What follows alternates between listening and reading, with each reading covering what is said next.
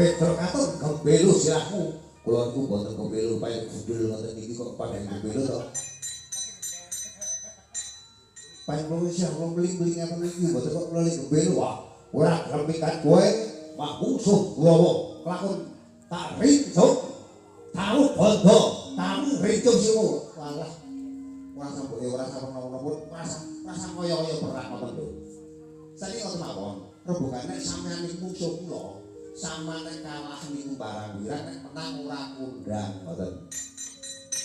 Ora perkara kon kuwi. Ayo kowe gelem bali ora? Mboten kowe ajeng taun ngono kuwi donon kelas mboten pangsul.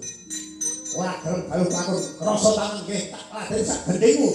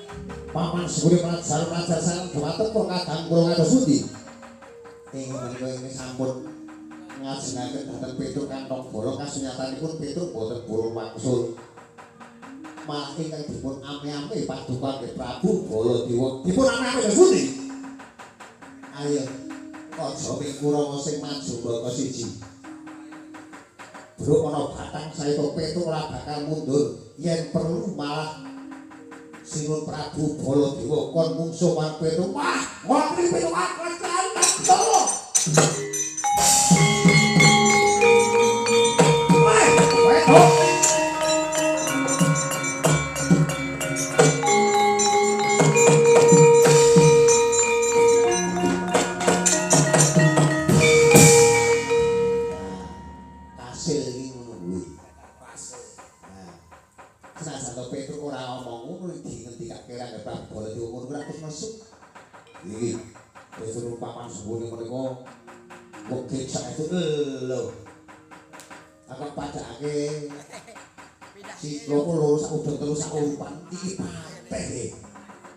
Lajeng sampun paman suwune tonton wae ditonton wae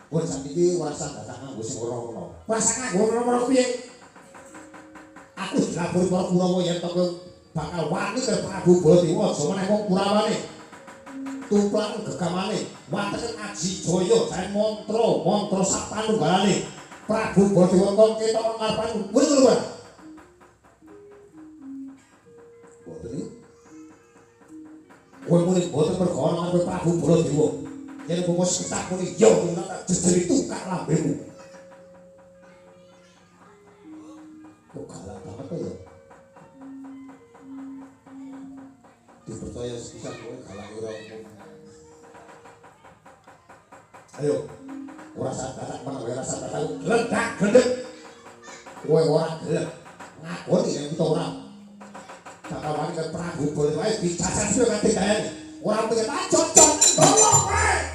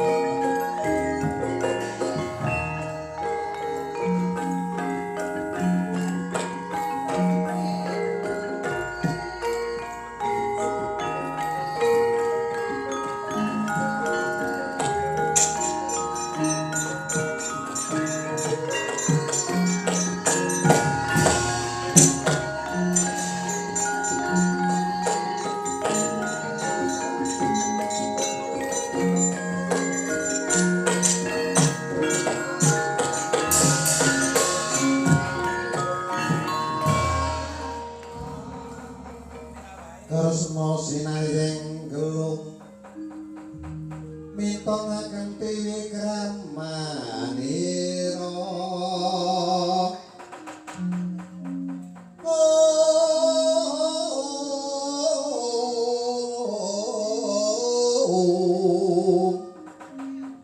lir sagunung pitung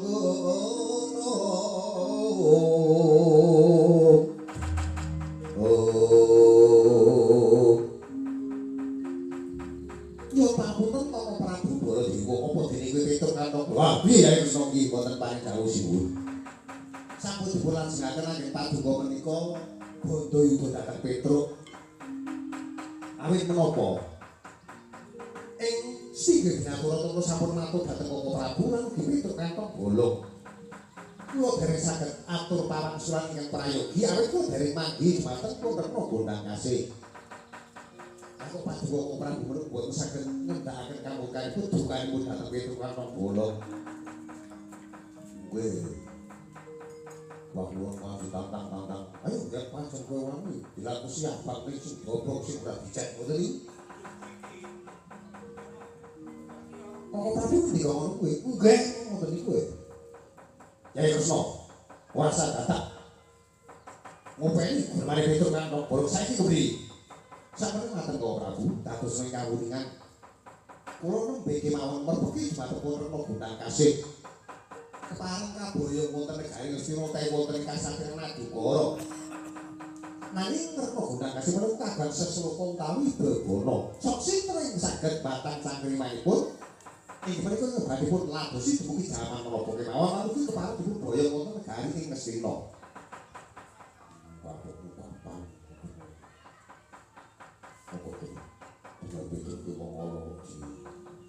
Sia-sia iki kajen banget.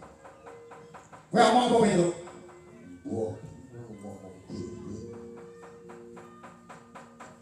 Semono kok Petruk kan nomor kowe bali menyang negara utawa ning kasatriyan Madukara. Matur marang Yayi Arjuna. Kunterna Gondang Kasih bisa kok gelem diboyong ana ing Madukara.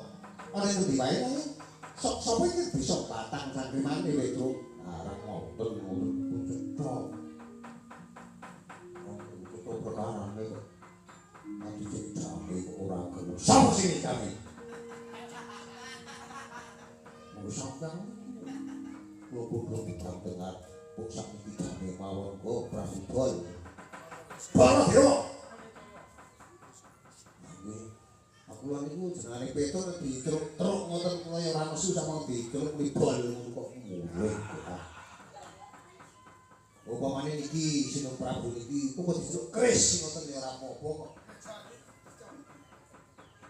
Keras wis. Yen kowe mangkono pun kakangku jubale kan negara Kestina.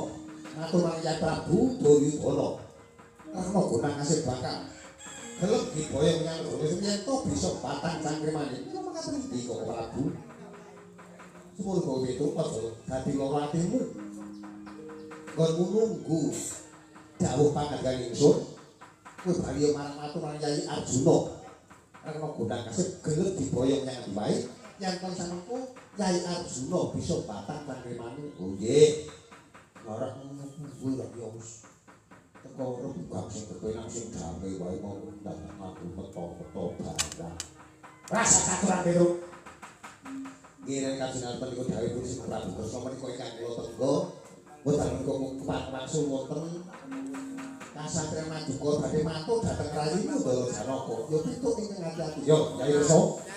Semua mengumpulkan barang baik yang negara Kestina. Pangan matur sale Kyai Prabu Duryudana yen mereka gundang kasih duwe bolo sesoko pun niki kok Prabu ingkang perkenalkan nderekaken pindhahipun kok Prabu. Yo Kyai Kresna.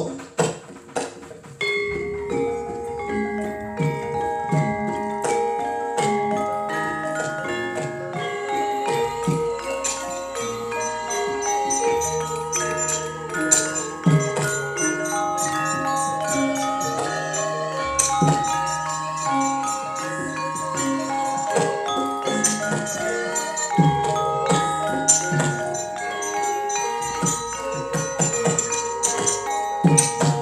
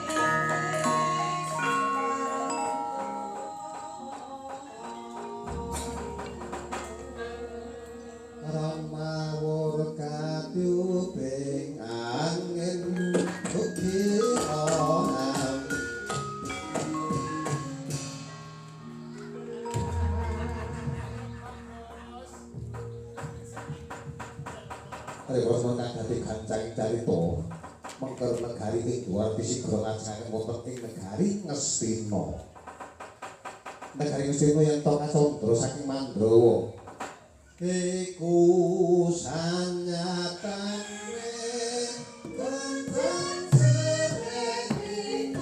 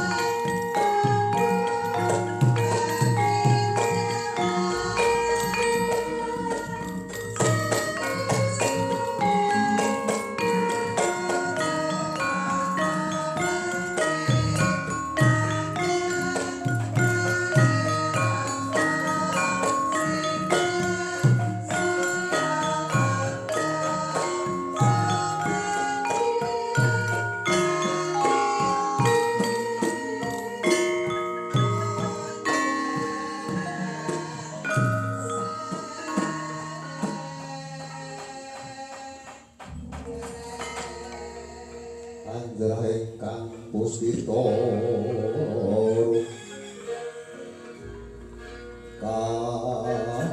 katiuping samirana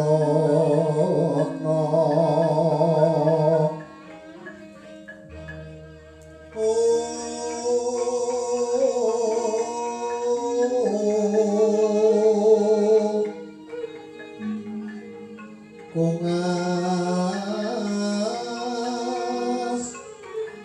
kandhanya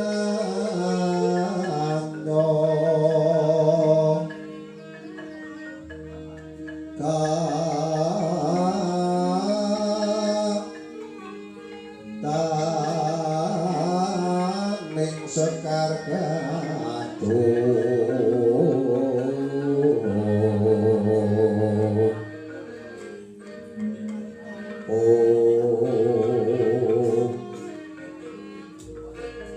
rumambating wit-wiyan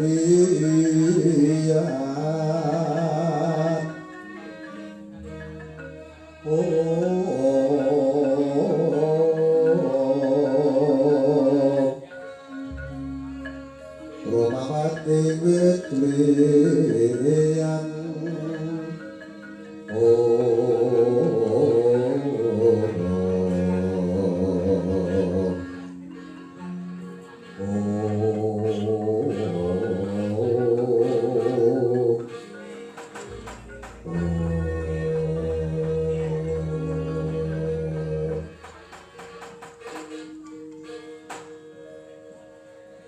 Nuwun kita paman Hari Sengkuni sasampun pun paman Hari Sengkuni meropok dene paman Begawan Durna kula awi supados majeng anggenipun legah sedaya para ini sepuh kula suwun supados majeng awi wonten tempat ingkang badhe kula aturaken dumateng paman Hari Sengkuni meropok dene paman Begawan Durna nggih kangge Prabu Duryudana awak dhewe sekuni. Wonten wigatos ing kadosa pundi kene uga dadi menika dadi dinten pasewakan kepareng ing Jumatan pun bapa kematian nggih. Iya sabda kae kantemanipun negari Mestina. Mrikala semanten kula menika meminta dhateng kepareng jawata ingkang karo jagat. Nampi wis ing jawata ingkang jumling wonten sawetawis karna. Saged pinardawa kamulyaning para kawula negari Mestina. Para montanan sapanunggale yen to kula saged utawi negari Mestina saged kedunungan wanudya ingkang mapan wonten ing negari Dwarawati ingkang kekasihipun Rena Gondang kasih paman Haresmuni. Punggih nang paduka Kyai Prabu Duryudana sampun putusan dhateng ingkang Rama ing Mandura. Kamangka ngantos dumugi mriki ing Rama dereng mundur mila saking menika Ger. Walaupun ngantosaken kunduripun Angger Prabu Baladewa ing samaing kados pundi pikantuk damel menapa boten. Anggipun dipun utus supados boyong pamodya ingkang kirang kangge sarana wonten ing negari Mestina nggih Angger Prabu Duryudana awan ari sepuniki. Paman Dona kangge panjenengan dawuh nggih. Kados pundi paprayogipun. Rek sampun slamesaken dhateng para kawula anggipun samya nandhang cintaka kapekto. Katetemane negari Mestina. Padahal menika dereng saged pendho malah saya mereboko. Kula menika ngaten nggih. Nek panjenengan Prabu Duryudana menika sampun bisa dhumateng kang neraka. Angger Prabu Baladewa. Tumuju wonten ing negari Dwarawati. Ing samanten monggo kados pundi pengabaranipun. Yen samanten Angger Prabu Baladewa pikantuk damel punipun mangke negari Mestina ingkang saged tata titi tetep kemari panos jinawi nggih. Angger Prabu Duryudana papan bekalan bolo iki. Prayoginipun boten ati menika. Iku tegolak kuwi. Pun saya Prabu. Sing Prabu Duryudana. Awan pun kakak Yai Arwati. Kang sing anak ngono. Keparta dhewe preso tumateng paduka kang sing nuwun. Sampun kang wanggil pun paduka menika ngrawusi manungsa ingkang kasih penurutna Gondang kasih menika tapi kagem menapa? Menapa kirang ayu Banowati? Menapa kirang dipun lantos dhateng paduka? Yai Ratu Banowati kula kepadawo. Kados sepuro kuwi yen to jeneng ingsun dina dadi pengayomaning para kawula negara Mestina. Kepengin tentrem ake negara Mestina kamangka kang jae tentrem ku kawulane kudu bisa tata iki tentrem nanging syarat-syaratane. Ingsun kudu bisa boyong wanudya saka negara Dwarawati jenenge Rena Gondang kasih kapapanake ora kedaton negara Mestina. Boten pinados. Yen to pancen pemerintahan pemanggihan sing kalipun sambat dhateng Kota Banowati. Kula boten rimanten sanget yen to pancen menika satunggal narendra ingkang kanggo kota penggalane sedaya para kawula kok badhe boyong manudya kamangka Banowati menika tasih gerbe-gerbe dados karo paduka. Kula boten trimanos sing malah kula. Yai Ratu Banowati pun dawuh. Aja kowe mangkura sepanjur Subriya ingkang kaya mangkono iki ana sabung rapete marang tenan negara Mestina. Kula boten pitados. Kula boten pitados yen Pak Tiba menika namung kangge syarat-syarat sarana. Menika namung kangge pawadan kemawon sinuwun. Iki. Ora iki ora karo-karoan Kakang Dono. Nggih dijenengi. Asal niku durung sambuk kok ngrasane wong wadon niku ya wong wadon endi sing ora mengkap-mengkap jajane. Apa mengkap-mengkap jajane kok. Sama gunung delok to? Nggih. Sampeyan ora kemawon. Yen to paduka sing Prabu Duryudana sampun bosen dhateng Banowati, kula dipun mangsulaken kemawon boten menapa-menapa. Yen to paduka menika badhe mulih karo malih. Ingkang kasih menika Rena Gondang kasih. Badhe ayu kados menapa? Kula boten rimaken sapa bentar sing anak kula sing nuwun. Aja kowe wae Yai Ratu Banowati boten. Badhe kados pundi kemawon. Boten rimaken sing anak kula ento nuwun dipun tampingaken anu wanudya sanesipun. Sampun boten kingrangan kula kula lados tetep paduka badhe ngersakaken Injang Kusmadya badhe ngersakaken dalu Kusmadya. Ngene ya Kang. Nah, wis kaya ngono kok sing Sing kakung kowe sare tenangan Bapak Dono. Kula menika ratu aja dineke tenangan. Nggih aku nek nggih iki Pak Guna. Sampun-sampun kan sing mawon. Yen bapakku temen itu kanthil nggih pun badhe gari manungsa sak gari ing Dwarawati. Sak menika awak Dwarawati menapa arep arep gondang asih. Yen to pasti kok menika awak cuma terus gondang asih Dwarawati iki mah kesapang langsung mangkat yang sepuh kula. Ojo kowe Pak Yai. Iki kira aku sarana kowe nentremake negara. Mula kang sapa iku? Aku tetep bakal maju bakal kowe kena gondang kasih. Oh nggih. Kita padu kok ngatus ngapa. Sampun sampun ngentengaken dateng Mbahwati. Kuwi boten dados garan pun sing Prabu Duryudana boten menapa-menapa. Kuwaksu mawon.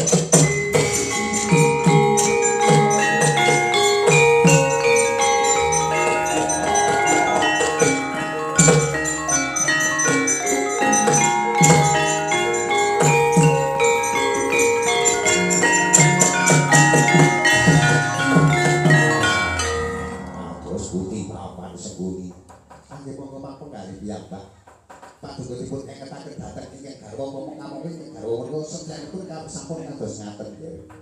Paduka boten nggih nggih. Monggo pun dipun kula semakake.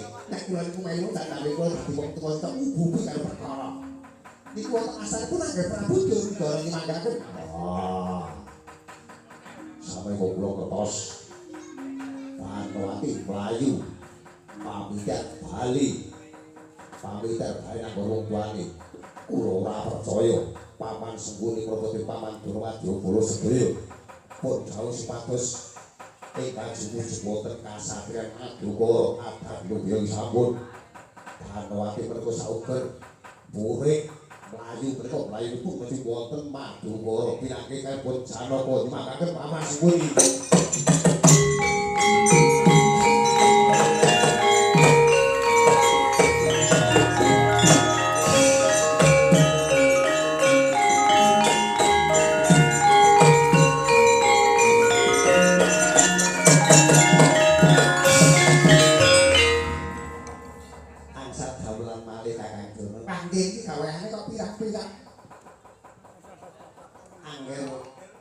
Ratu Danawati menika mundur nanging anggere Prabu Duryudana menika sampun cubiyan.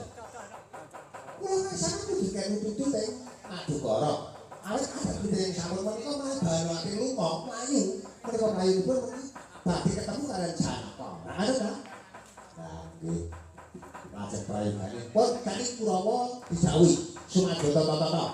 Kula kalih sampeyan teng kasatriyan Madukara. Mangke to Danawati teng mriko dirimo supaya kan bali teng negara Ngastina. Oh nggih. Ngoten kaya prayogi sampeyan. Nggih prayogi. Yen to nasinatun monggo kula tak dawuhke kae Kurawa Kakang Juru ngenteni wonten sak gawene padrane para Kurawa. Nggih para adine monggo kendherek ngene.